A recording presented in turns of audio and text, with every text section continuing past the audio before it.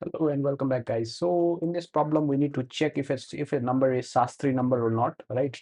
So for that, what we can do is, we simply do a final number, right? So what's a Sastry number? Let's explain that first.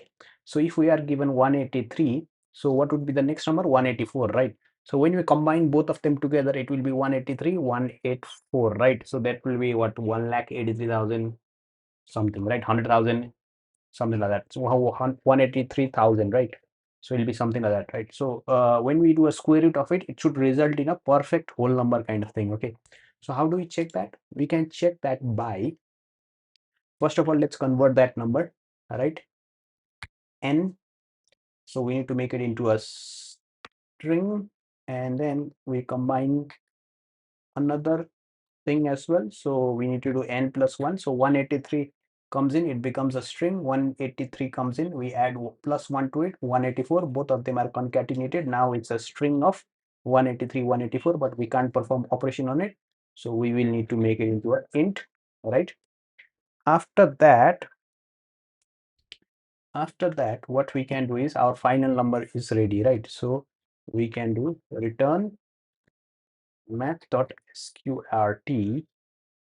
right? So we need to put it into a square root final number, and the result will be a float, and then we can simply check if it's is integer, something like that, right? Integer. Okay, so there is a method on thing on float, so this will give us a float value. There is a method called isInt, so which will convert 480, 428 or anything which has thing into a decimal places. Okay, so when we run this code, let's see. Hopefully it passes. Okay, great. Our input was that. Okay, everything is passing. Okay, so let's submit. Right. So isInt is why did we do that?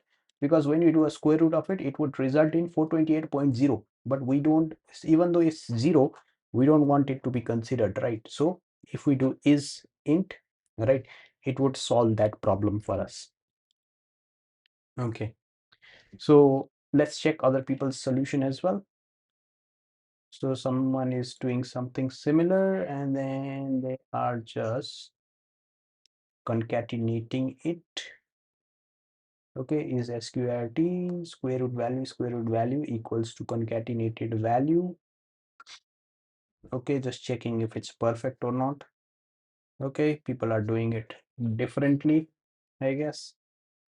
Right, so power and all. So power that, and then just adding 1 plus to it, whatever. Right, so okay, this guy is doing something similar. Okay, and this one is doing a little bit different, right? So it's checking the root times root should be equals to the concatenated number. Okay, that's a good solution, I guess. Right, so this is how we can solve this problem. So both ways is fine.